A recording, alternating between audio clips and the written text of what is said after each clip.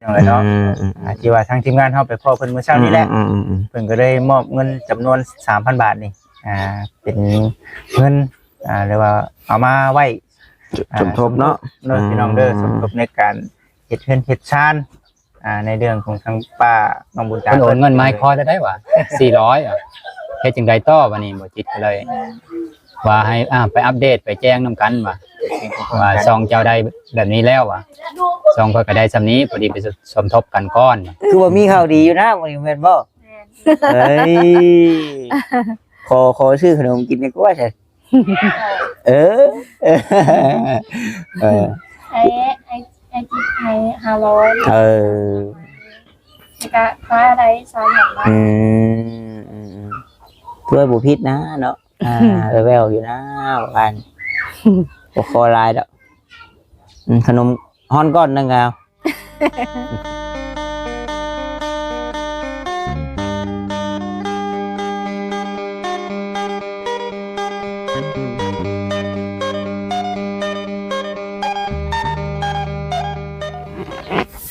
พี่น้องเนาะเมื่อกี้นี่คิดว่าสิเปียกก็ได้เมื่อกี้นี่เช็ดว่ะเปียกก็ครับมืดผ้ามืดพลมืดกึบมืดกองมาพี่น้องเลยเนาะเข้ามาทางบ้านทางเฮือนมีตู้น้องบุญตาหรือว่าป้าเนาะป้าน้องบุญตาพี่น้องเลยเปียกก็ครับมาสั่นเฮือนเราแทงหลังคาซอดหลังคาหัวอยู่แต่ว่าวะไปเจ็บเจือเนาะเอาจังใดทั้งว่าตาเองก็ขอกราบทักทายสบายดีเด้อพี่น้องเด้อเนาะ FC กันเบิดสุขุสุคนบอกว่าอยู่ทางฝั่งลาวฝั่งไทยหรือว่าทางต่างประเทศนำเนาะการยินดีต้อนรับเข้าสู่ช่องของบอตาบ้านเฮาคือเก่าพี่น้องเอ้ยหลักๆที่เข้ามาหาครอบครัวแม่ตู้น้องบุญตาหรือว่าป้าน้องบุญตามื้อนี้ก็ลงมักแต่แม่ตู้พี่น้องเอ้ยป้าของน้องบุญตามื้อนี้นั่นคืออาจจะมีข่าวดีเนาะเรื่องเพื่อนเรื่องซ่านนี่แหละพี่น้องเอ้ยเพราะว่ามีผู้ใหญ่ทั้งเบาจิตแน่ทั้งเบาหวดแน่พี่น้องเนาะฝากเงินมานะบอต้าก็ยังบ่ฮู้ดอกว่าเท่าใดเนาะแล้วก็วางแผนกันสิเฮ็ดแบบใดแน่สินะก็มีเดี๋ยวสิปรึกษาถามเบิ่งทางทีมงานก่อนพี่น้องเนาะว่ายังขาดยังเหลือตัวใดแน่สิลงมือเฮ็ดมื้อใดสิแนวใดพี่น้องเนาะเดี๋ยวสิล้มกันเบิ่งก่อนพี่น้องเนาะก็ดีมุกดีใจอำเล่าพี่น้องเอ้ยหน้าฝนได้นี่พี่น้องเนาะมืดกองมาอยู่เมื่อกี้นี่ก็ได้โอ้ยว่าใครแน่แต่ว่าไปแต่ว่าก็บ่ถูกใจผู้เฮ็ดหน้าได้พี่น้องถูกใจผู้บ่มีหลังคาแต่ว่าบ่ถูกใจผู้เฮ็ดหน้าคือว่าแล้วก็สิเหี่ยวสิแห้งตายไปแล้วเพิ่นว่าแม่น้องนั่นแพ้ว่าเพิ่นว่าโอ้ยสูบยากายใกล้หันยันเขียวยาคู่ใส่ยันไผลุกเราว่าดอกแม่ว่า หลายเดือนแล้วเราบ่ตกแล้วเนาะแห้งก็แดงแกล้งกูนโอ้ยโหดโพป้าสาเดียวสิเข้าไปถามทางเบาจิตเบาหวดเพิ่นพี่น้องว่าเป็นจังได๋อยู่ทั้งเตียงพี่ก็ได้เด้อเบาจิตเด้อมันจังสบายอันหมดครบอยู่หั่น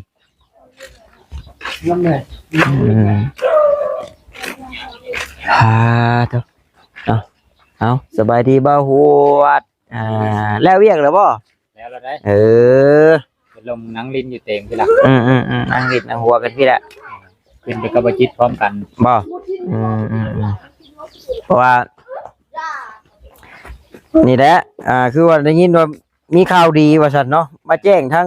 ตู้น้องบุญตาเพิ่นแม่ป้าพี่น้องไอ้ตู้ปั๊ดมาหาเถื่อมา4เถื่อมีตู้คือเก่าย่าดอกตู้มีตู้ดอกบ่ลบบ่ผู้เดียวกันคือเก่าละผู้เดียวกันนั่นแหละติผู้เดียวกันคือเก่าละพี่น้องเด้อสบายดีใช่ไหมบ่วันนี้โอ้ใช่ไหมบ่เคยใช่ไหมเท่นี่เอาบ่ล่ะเอ้ยแล้วเอาบ่จิตเอาบ่ตาสิใช้โอ้มี2อันแล้วตากับยาวลีก็สิเอาให้ได้จ้ะปัดกันใช้ก็ดีแท้เนาะเนาะพี่น้องเอ้ยเป็นอะไรจะทางบ่จิต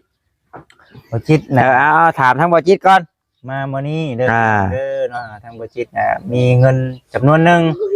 เป็นเงินของทางพระอาจารย์เพิ่นอยู่ทางอุบลพี่น้องเนาะที่ว่าทางทีมงานเฮาไปพ่อเพิ่นเมื่อเช้านี้แหละเพิ่นก็ได้มอบเงินจำนวน 3,000 บาทนี่เป็นเงินเรียกว่าเอามาไว้สมทบเนาะพี่น้องเด้อสมทบในการเฮ็ดเฮือนเฮ็ดชานในเรื่องของทางป้าน้องบุญตาเพิ่นพี่น้องเอ้ยก็สำหรับทางพิจิตรเนี่ยเริ่มต้น 3,000 บาท3,000 บาท น้องโมสาธุเอาอยู่พี่ โด น้อง ยโดย จริงก็ได้นั่นแหละดีใจน้ำเล่า โดยเอาหันมาทางบ่ฮวดบัดนี้ บ่หวดบ่หวดบ่หวด อันนั้น ภาษาผู้ไทยนี่ยันฮวดเนาะ ภษไทยนะโหด อ่า โหด เป็นตัวห่อเฮิร์นเนี่ย อ่า แล้วก็สระโอแล้วก็ดอเด็กเลยได้ อ่า ห่อเสียงตามโห แบ ด บฮูดเนาะ ฮูดเนาะ อ่า ถ้าเขียนเต็มตามภาษาลาวก็ หวด ฮวดหนึงเข้านี่แล้วว่ะ แหละโหดของเขา อ่า เจ้าสิให้จุกข่อยเอิ้นว่าได้ไหน เอิ้นแบบตามภาษาลาวเลย ยันซุปเจ้าห้องยะ อืม บ่โหด อ่า โอ้บ่ได้ ตาม เนาะ ภาษาผู้ไทย อ่าบ่ฮวดข่อย บ่หวดเนาะ บ่ฮวด ใช่เด้อบ่ อ่า ภาษาลาวเฮาน่ะเป็นบ่หวดเลยเนาะ อ่าเพิ่นละบ่ฮวด อืม ทางเจ้าได้ฉันมีเท่าใด โอ้ตอนนี้นั้นตามปกติเลยนะก็เคยถ่ายนั้นบ่มีผู้ใดซอย อืม กะลายเคสอยู่ได้ที่แจงมาวะไปถ่ายให้ในกว่าน่ะมีผู้ทุกข์ผู้ยาก บัดไปแล้วผัดถ่ายแล้วผัดบ่มีผู้ซอยได้ อืม ยอดวิวก็บ่หลายอีก บ่ เพราะว่าก็เคยถ่ายแบบสาวๆหรือว่าวิถีชีวิตของสาวๆหรือ อื ว่าม ประเพณีของผู้ไทยมีงานบุญบ่บัดเนี้ยนะเขาก็เลยตัดไปหลายเคสอยู่ แต่ก่อนเพิ่นก็จะพาว่าอยู่แม่นบ่ บ่หมายถึงว่าคนอยากให้ไปถ่ายนะว่าเขาทุกข์ยากนะ ก็เดี๋ยวว่าจะพาขึ้นมานะ ไทยกับ นั่นล่ะถ่ายแต่แบบนั้นบ่มีผู้ซอยได้เฮาบ่แม่นสายบุญมีแต่บอกเขาแบบนี้นะแต่บางเคสก็เพิ่นจำอยู่ลองไปถ่ายเบิ่งไปถ่ายบ่มีผู้ซอยอีหลี มันบุญ แล้วก็ยอดวิวก็บ่ไปอีก บุญภัยบุญมั่นได้ แม่นแหละบัดนี้ก็มาถ่ายน้องบุญตานี่ก็เห็นแม่เพิ่นเว้าให้ฟังว่าอันไปถ่ายแน่ค่อยก็เลยเว้าสู่ฟังนั่นละมื้อนี้เพิ่นเว้าอะไรเด้อไปไล่ลองมันก็ได้บ่ได้ก็ยากเพิ่นน่ะ ค่อยไปถ่ายลองมึงเอาบ่ได้อีหลีคนเบิ่งก็ยังมีอยู่ปลายอยู่ได้แต่วันนี้ผัดเขาผัดทักมาอยากจีบน้องบุญตาพี่บัดนี้บ่ได้ยังมาซอยได้บัดนี้นะ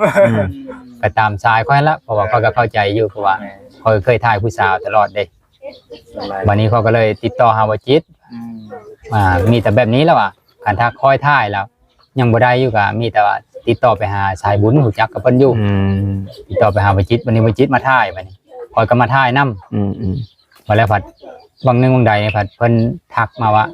พอเห็นคลิปเจ้าละโอ้เป็นแต่สงสารเพิ่นอีหลีแบบว่า FC ผู้นี้ก็เพิ่นก็เคยซอยน้องโดนัทเทื่อนึงแล้วเพิ่นเคยซื้อโทรศัพท์ iPhone ให้ ที่ว่าเฮ็ดห้องน้ำห้องหยังกันบ่ตอนน่ะ อันนั้นน่ะผู้นึงบัดนี้ล่ะ บ่ มี NFC ไทยมาซอยมาอุดหนุนของน้องนั้นเพิ่นก็เลยถอยไว้เพิ่นว่ามีผู้ซอยแล้วก็เพิ่นก็เศร้าแล้วเพิ่นว่าเพิ่นก็ซอยแต่ซื้อ iPhone ให้นี่ก็พอละบ่ได้พัฒนีเพิ่นเห็นเพิ่นทักมาอีกเพิ่นว่าสิซอยก็โอ้ดีใจนำแล้วอ่ะก็เลยบอกว่าจิตมาให้เพิ่นโอนเงินมาให้คอยได้ว่ะ400อ่ะเฮ็ดจังได๋ต่อบัดนี้บ่จิตก็เลยว่าให้ไปอัปเดตไปแจ้งนำกันว่าซองเจ้าได้แบบนี้แล้วอ่ะซองก็ได้ซำนี้พอดีไปสมทบกันก่อนก็ และทีมงานเฮาบัดนี้ปรึกษากันสำหรับกับทางบ่จิตกับบ่ฮวดนี่ก็คิดว่าในนี้คันว่าสิมั่างลงนี่เงินอยู่ในจำนวนนี้อาจารย์ว่ามันบ่พอในเรื่องการเฮ็ดให้เรานะบ่ตาแต่คันเฮามั่างลงไปแหละงบในการซื้ออุปกรณ์ตัวเครื่องใหม่มาเนาะยันมันบ่พอได้ยันว่าถ้าบ่มีบนอยู่แบบนี้นะหรือว่าหมู่ผู้ที่มาเนาะคิดว่าได้เนาะ เงินเท่าไหร่กันแท้จ้ะบัตรน้ำเจ้าเท่าไหร่ก็400 400 ล้าน อ๋อตกเป็นเงินกีบก็ประมาณ8ล้านอยู่ประมาณ10 ล้าน ว่าจะรวมไปก่อนว่าซั่นน่ะ แล้วรวมไปเบิ่งก่อน เฮามากมานี่เดี๋ยวเฮาค่ามากนี่แม่นบ่ได้ค่าเอาเสื้อนี่เอ๊ะจ้ะมันจะมัน คือบ่เผาคือบ่เผามาก แม่ คือสมมุตินะจากที่คอยคิดนั่นแม่นอยู่ว่า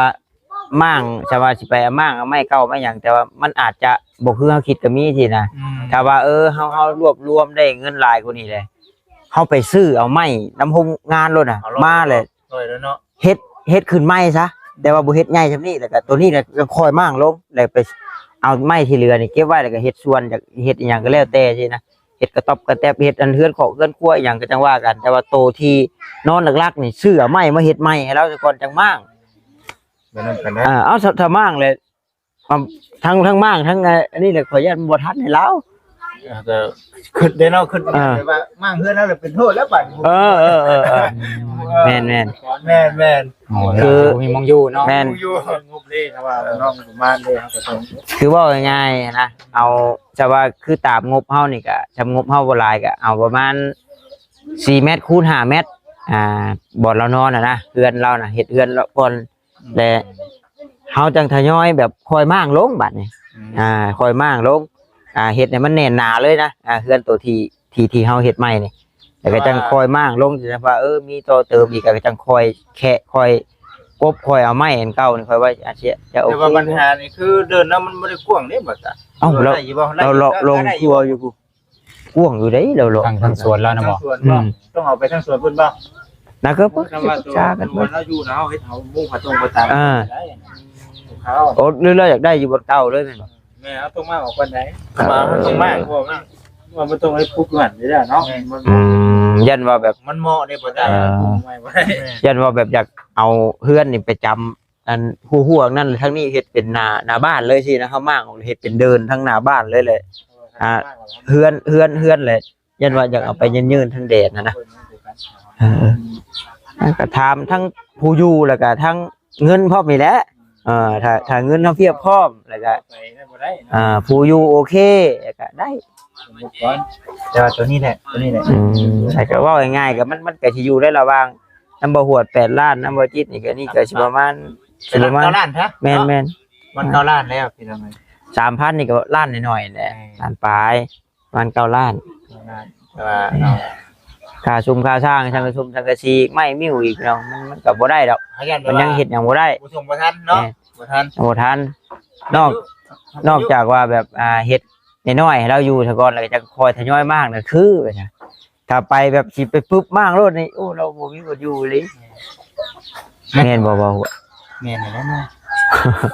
เอาหรือว่าแบบซื้อเตียงยักษ์2อันสิแล้วก็ม่านมุงให้เราอยู่ก่อนสิในระหว่างที่เฮาเฮ็ดนะในระหว่างที่เฮาเฮ็ดน่ะสมมุติคือว่ามีเงินน่ะนะตอนนั้นแหละเฮาต้องมั่นใจตัวนั้นแหละมั่นใจที่อยู่แล้วก่อนสินะคันเฮายังซ้ำนี่แหละอาจารย์ว่าสร้างต้องการตัวนี้แต่เฮาซื้อมาบัตรค่าสร้า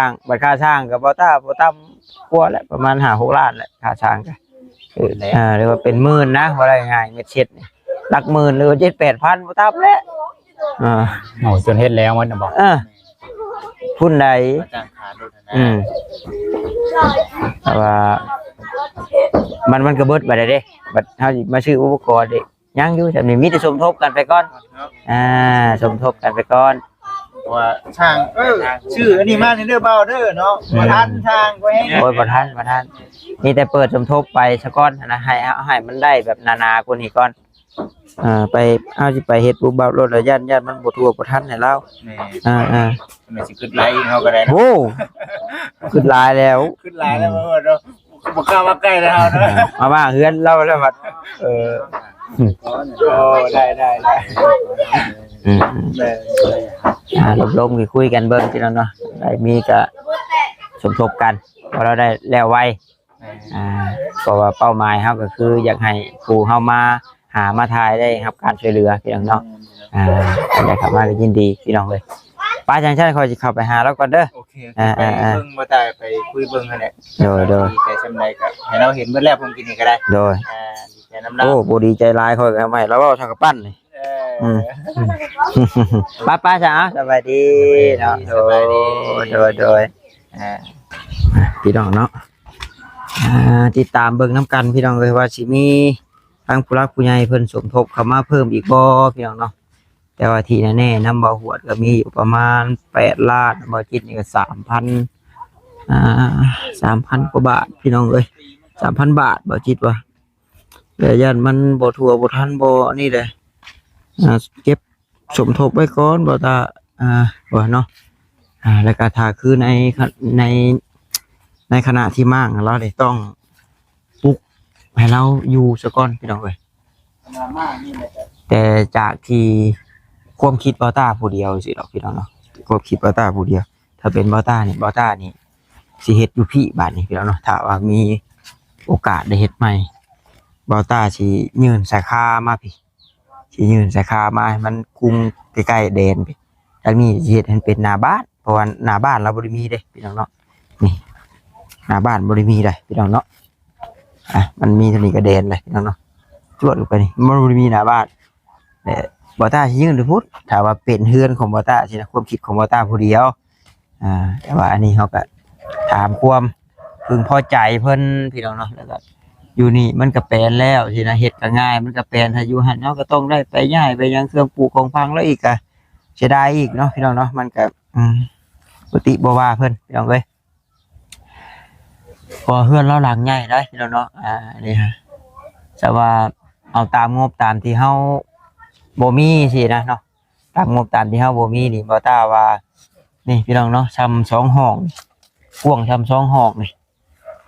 อันนี้ซ้ำ2ห้องนี่มานี่แล้วก็หั่นไปหั่นนะโอ้ยพอดีงามพี่น้องเนาะแล้วก็อีกอย่างเราก็อยู่ผู้เดียวสินะเฒ่าเลยแล้วก็การอยู่หรือว่าการดูแลมันก็บ่ได้หยังมากมายนะพี่น้องขอเพียงแต่ว่ามันแน่นหนาสินะอยู่แล้วมันบ่หัวบ่ซอดมีผามีประตูหน้าต่างอย่างเรียบร้อยเนาะบ่ต้าว่าโอเคนะแผ่นผามันนี่ก็ใส่ผาไม่กระจาดนี่ก็ผาใช้ไม้นี่ก็มันก็หลายปีเติบอยู่พี่น้องเนาะถ้าว่ามีงบหลายเฮาใช้ไม้เชื้อราอย่างโลดแห้งดีแห้งคักแห้งโอเคพี่น้องเนาะสังกะสีก็ใช้ลูกชิ่งโลดแห้งคักแต่ว่านี่แหละมันยากนำที่ว่าเฮายังงบยังบ่พอพี่น้องเนาะก็เลยปรึกษากันเบื้องก่อน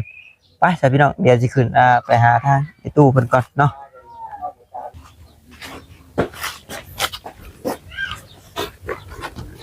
แล้วก็นี่ก็แบบไม้มันนี่ยังดีเลยพี่น้องถ้าคือบ่อยากเสียเงินในการซื้อไม้ใหม่นะเอาตาเบิ่งโดยรวมนะโดยรวมก็ดีอยู่ไม้อย่างมันก็ยังดีอยู่แต่ว่าปัญหาแต่ว่าถ้าทั้งมั่งทั้งเฮ็ดนะงบเฮาก็เฮาบ่ฮู้ว่ามันสิพอหรือบ่นะในซำนี้แหละอยากให้เก็บไว้ก่อนเนาะอยากให้เก็บสมทบกันก่อนแต่ว่าไม้นี่ยังใช้ได้หลายอย่างอยู่ไม้นี่ไม้เฮือนอันนี้ยังใช้ได้หลายอย่างแต่ว่าปวกมันตอมแท้แต่ว่ามันยังบ่ได้ดอกเลยพี่น้องเฮามีกบมีหยังกบให้เฮากบอันตัวเก่ามันออกโอ้ย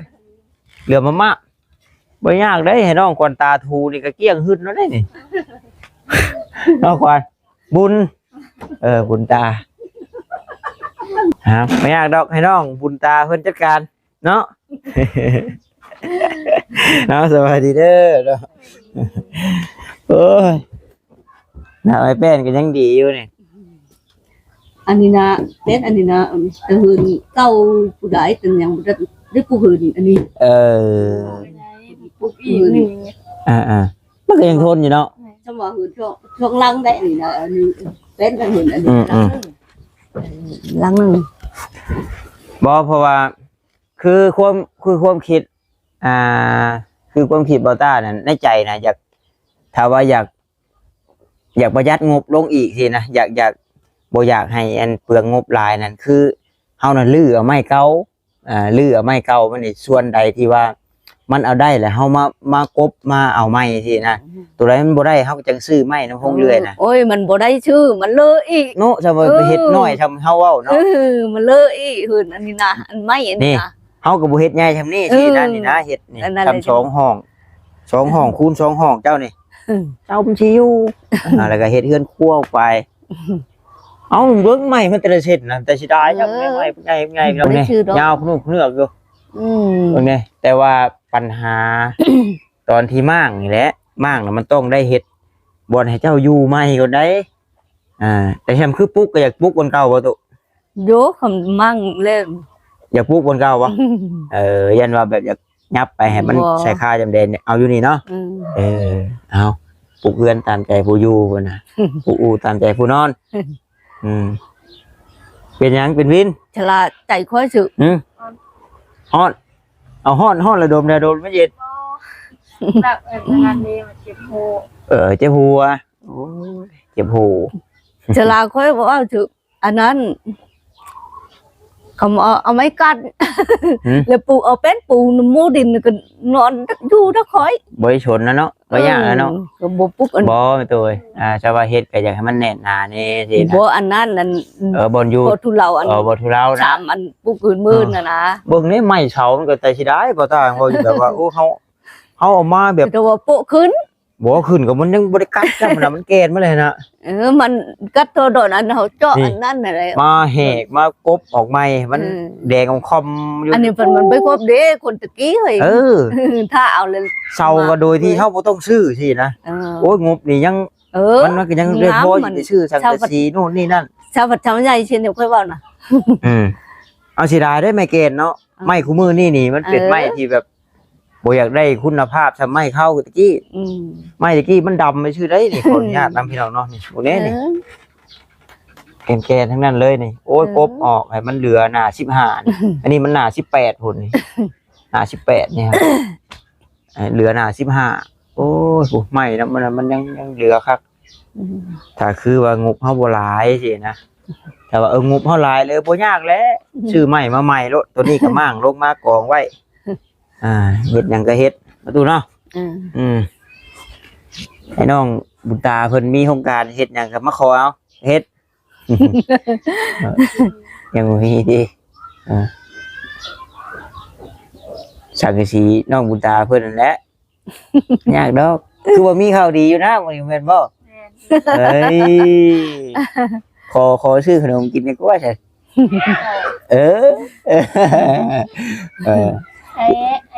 จิ๊บให้500แล้วก็ฟ้าอะไร300 บาทเพื่อบุพิษนะเนาะแววอยู่นะวันบ่คอลายดอกขนมฮ้อนก้อนนึงเอาเอาหยอกพี่น้องเนาะเรียพระอาจารย์เพิ่นมาพากันลงไปเพิ่นพี่น้องเนาะก็เลยได้รวมตัวกันมาเลยได้รวมตัวกันมานำกันอาจจะว่ามีการปลุกเพื่อนปลุกชานหรือกันสิเที่ยวมานี่ประจำแหละจนชาวบ้านทั้งนี้เบื่อขี้หนาวพุ่นแหละจนทางเป็นห้อมแล้วเนาะแต่ว่าจังได๋คือว่าไปเซ็งใช่บ่ไปนี่ไปรวมเห็นกับไปเซ็งเซ็งจังมื้อเก่งวิชาหยังเก่งเลยบัดฮอดมื้อวันนั่นแหละเพราะว่าตอนเพิ่นพักให้ว่าคนกลัวบ่เทียนบ่ได้คนครับเนาะคนได้โทรศัพท์เนาะแม่นบ่บ่ปฏิเสธอีกเนาะชาอ้ายได้ข่าวกี้ดอกว่าไปเฮ็ดแนวอื่นพุ่นน่ะก็บ่ได้พอได้อ่านได้หยังดอกบัดไปก็ซั่นแหละปูปลาไปแล้วก็เป็นคนที่บ่มั่นใจในเจ้าของได้แม่นบ่จะหมู่เฮ็ดนี่จักถือบ่ถือกายอย่างเดียวแล้วเจ้าของเฮ็ดนี่บ่เอาบ่กายคือกันแม่นบ่เดี๋ยวบางทีผู้เจ้าเฮ็ดก็ถือได้แต่ก็บ่ตกอยู่ได้ใช่ได้อยู่ใครอยู่จะได้ที่1ตลอดใช่บ่จะได้ที่1เรื่อยอยู่ฮะบ่ตลอดได้แต่เดือนหลังก็ยังใครอยู่ได้เอาตอนสุดท้ายดิได้เป็นคณะห้องพ่อบ่เป็นบ่แต่ว่าเจ้าเฮียนน่ะนี่ที่ตลาดนักผู้จานที่ดูว่าบ่อนกกไฮใหญ่เห็นบ่โรงเรียนบ่กกไฮใหญ่น่ะบ่มันสิมีกกไฮใหญ่ๆโรงเรียนนำมาทางออกไปไม่เห็นเลยเจ้าเฮียนอยู่ไสอยู่หมอต้นกกแดงอยู่แต่ว่าไปเซ็งโอ้ลงพี่บัดไปเซ็งมอสอผลงามโอ้โรงเรียนบ้านบ่ซะจะมีต้นไฮใหญ่ๆทางออกไปนะบ่คุ้นบ่จักอ่ะว้าอันบ้านมะเขือบ่มันลงไปเลยมีโค่นะแม่นมีต้นไฮใหญ่ๆดอกมันเรียนมาต้นมะเขือเป็นไรตู้ดีใจอยู่บ่ดีดอใช่แล้วเรื่อยๆสิทยอยคอยมีมาเรื่อยๆนั่นแหละบุญเฮาบุญฮอดจอดถึงกันจะได้พ้อกันเรื่อยอยู่เฮ็ดเดือนเฮ็ดชานสิได้ซอยแห้งแหละบ่ต้าบ่มีเงินบ่มีคำซอยก็สิซอยเฮือซอยแห้งเด้อได้อยู่ติกับซอยมากินเนาะจะถูกซอยมากินชื่อกะก็เลยมาก็เลยแม่นนาบ่ได้ว่านำก็ดีใจอยู่บ่อย่ามายังเหลือแท้บ่มีเวลาไปหาใหม่ทีนะน้องบุญตาก็มาเหนื่อยแท้อ้ายบ่มีเวลาไปหาลิ้นน้ำหมู่นะบ่ได้ติดหมู่บ่ใช่อยู่จังจันว่าโอ้ยมาเรื่อยบ่มีเวลาส่วนตัวแท้ๆทีนะไปแท้เนาะบ่มีหยังดอกมีแต่หน่อไม้ไล่ออกก็สิเอารถไถมาสู้ไปหาหน่อไม้รถไถเจ้าก็ได้เนาะจังไว้ไล่บ่ท อ๋อนี่เด้นี่จักลายบ่ลายแล้วน้องบุญตาแล้ว จะว่าทางบ้านเจ้า บ่ทางเฮาบ่ลายยังมีบ่ มีกันนั่นแหละอันนี้ก็นี่มันจะตาย ได้ต้มบาดนึงก็เอา พอได้อยู่ดอก แต่ว่าฝนบ่ตกเนาะผมหันรุ่นอยู่เช็ดหลังคาไปตู้แล้วไปแท้ๆบาดนี้ว่า จะม้อย เอ้า ตี ดำบึ้นมาเลยว่า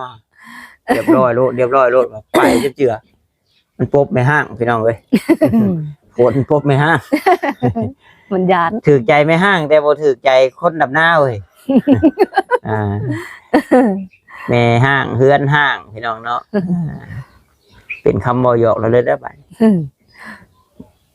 บ่ให้ติแม่ โอ้ยให้ยังบ่เลยว่ามันจริงได้โห ก็เลยว่าหยอกว่าหัวเนาะ บ่ตุกโคบ่ได้อาบน้ำบ่เห็นบ่ โอ้ชะบ่ตกครัวแล้วบ่ได้อาบน้ำ เนี่ยตุกโคถอนอ๋อแล้วป้าเพิ่นโห หนูมีครัวเนาะแท้เนาะยาง อาบน้ำอาบตุกโคถอน มาอาบน้ำอยู่บ่ท่าน ทำอะไร อาบอยู่บ่มานะมาคือว่าบ่ได้เห็นอาบน้ำมีแต่เล่นชวนอาบเล่นยามหนาวเฮ็ดว่าอาบมื้อนึงเลยติดหนีไว้จัก2มื้อบ่ก็ใช้ผัวบ่ทันได้เนาะนอนผู้เดียวมุกสดว้ายหนาว นี่ได้ก็ยานี่ติ บ่ แต่ว่ามาหลวนใหญ่เลย นะยากดิทำลายเจ้าของเนี่ยเนาะว่าเยอะน้องเพื่อนพี่น้องเลยปลาซะเนาะอย่ามันคำเลยนางน้อยเป็นเพื่อนที่ท่าพี่น้องเลยผู้ที่เราไปแวะกินแกงหน่อไม้น้ำกันคนเราแกงหน่อไม้ท่า ใช่แก เมย์ของน้องนั่นแหละ ตัวบอก น้องไปว่าอ้ายเลยกลุ่มมาแกงไปใช้ทานกินหันแน่เด้อห่วยอยากบ่อยากนะทานกินเท่าไรของว่ากินบ่แกงหน่อไม้บ่เขากินแล้วเนาะเพิ่นยังว่าอยู่อยากกินแกงหน่อไม้สีมือน้องแพรว่าน้องกันควันตาน้องบุญตาเพิ่นเด้ว่า อยากก็มาเนาะอยากก็มาเดี๋ยวแกงให้กินใส่กระดูกหมูจังน้อยเป้อคักเลย ไม่ใช่ บ่เคยใช่บ่โอ้ยมื้อหน้าอ้ายสิเป็นคนแกงเลยใช่เด้อ ได้ มื้อหน้าอ้ายเป็นคนแกงญาติแบบโอ้ยเด้อเลียโปมือแลมแล้วสิงูไว้กันมื้อหน้าก่อนพี่น้องเนาะถ้ามันสิบ่มื้อหน้าใหม่เลยได้น้าน้าหมด หน้าบ่เผาว่าก่อนดอกแต่สิเว้ามือโลดยันสิตัว บาปได้เพิ่นว่าตัวคนเฒ่านะตุ ครับแล้วมีแต่ว่าล้มปรึกษากันเบื้องก่อนตัวก็ยังบ่ฮู้ดอกว่าสิลงมือเฮ็ดมื้อใดเพราะว่าย่านมันเงินนี่ก็มันสิตกอยู่ในระหว่าง9ล้านนี่นะพี่น้องเนาะเฮาซื้อสังกะสีมันก็จะค่อนข้างที่ว่าบางลงไปแล้วถ้าสิไปซื้อไม้มาใหม่อีกแฮงสิเบิดไปอีกนี่แหละบ่ตาก็เลยว่าถ้าว่างบเฮามันบ่หลายสินะแหละมันแบบมีผู้ใหญ่เพิ่นฝากมาเพิ่มแหละถ้าว่าอยากเฮ็ดให้แม่ตู้เพิ่นอันนี้นี่ถ้าว่าคือเรามีลูกชายลูกอย่างนี้พากันมั่งช่วยกันเลยโดยที่บริจ้างทางนะกบเขาก็กบเองสินะแห จั ละ งมันมั่งจังมัน เฮ็ดเอง จังมันช่วยมันบ่ช่วยแล้ว โอเคอยู่ได้อยู่แต่ กับลูกอัน เฮาถามแล้วผู้ที่มามื้อนั้นเราเฮ็ดเองเป็นอยู่แล้วแต่ว่าเราบ่อยู่ไกลก็บ่เป็นหยังใจเย็นๆตัวฝนตกก็อยู่นี่แหละเชิงนี่แหละเด้ออยู่เชิงนี่แหละ แต่ว่าเพิ่นลูกอยู่เฮือนนี่น่ะนะอันผู้อันน้องผู้อันอเมรินั่นน่ะผู้กลางน่ะสิเจ้าว่าสิช่วยแด้คำผู้ร้านน่ะสิโยมันบ่มักคือแบบนี้น่ะยันบ่เอามันบ่ได้ก็มันน่ะอันผู้อันกลางนี่สิเจ้าช่วยอยู่ เนาะก็มาบ่เอา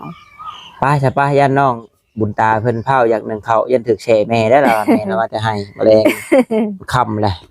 ป้าดีใจน้ำตู้เนาะกลับก่อนเอาสบายดีเนาะโดย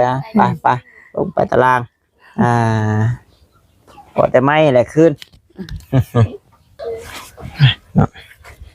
เริ่มมืออื่นเลยเสียงนะแม่นบ่เริ่มมืออื่นเพิ่นว่าเอาเนาะขอให้เสียงผ่านพี่น้องเอ้ยเสียงผ่านเสียงได้นี่บัตรเขตนี่นะส่วนลายเพิ่นสิใช้ใดตั้งพี่น้องเนาะบัตรทางบ้านเบาต้านี่ใช้ใดนะใช้ใดปุ่มพี่น้องมันสิสะดวกมันสิแห้งกว่าดะก็คือว่าละถนัดไปถนัดมันยังลืมหมึกทั่วบ่กินนี่นะโอ้เนาะสัตว์ลืมนะอยู่นะกินซะ ไปจะจังได้เฮาเมื่อบอกหรือว่ากลับเนาะไปจะพี่น้องคำเลยโอเคเอาไปพบไปเจอในคลิปต่อไปพี่น้องเนาะวันนี้กลับก่อนโอเคพี่น้องสบายดีเด้อพี่น้องเด้อบายบายสบายดีแน่โอ้ย